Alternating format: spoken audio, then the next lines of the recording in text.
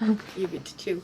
I love Christmas Eve services at the church on campus. There's something magical about candles and those big ritual things. So my kids, every once in a while I will get them. I'll drag them to a service on Christmas Eve. Once a friend took them to an Easter ceremony, and I will never forget. I think my daughter was probably 7.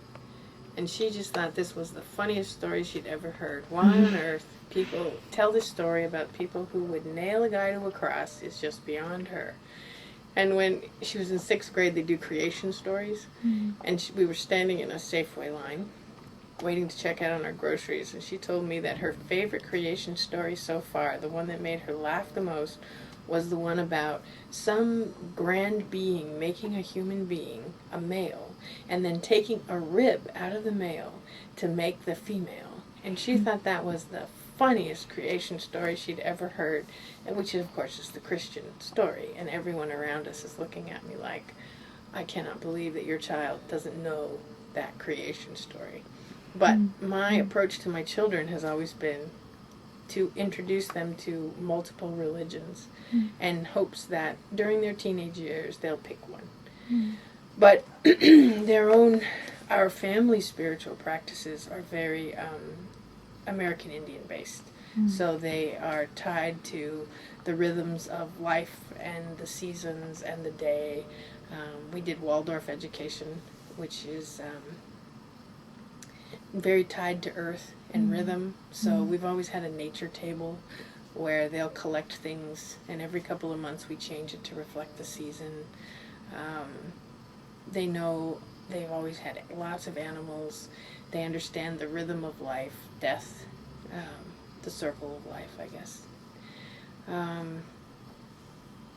We practice what we call life principles, which are you treat others as you would like to be treated, kind of a Baha'i approach to universal principles. My kids meditate.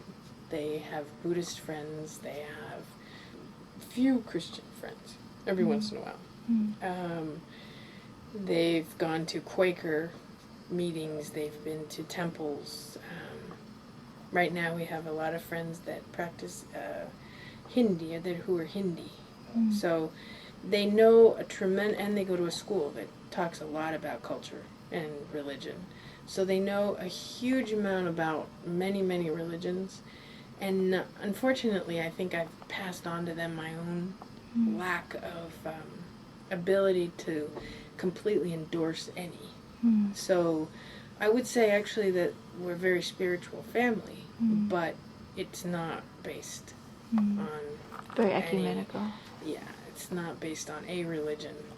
We like little bits of many different religions. So you view spirituality as actually a very important aspect of people's lives. Very important.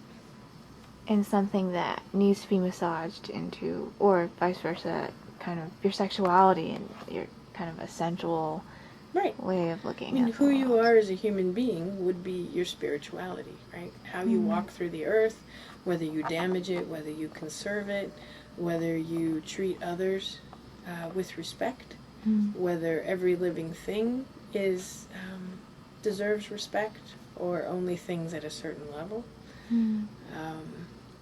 Animals, people, there's a way of being in the world that's very important, and you can't be that person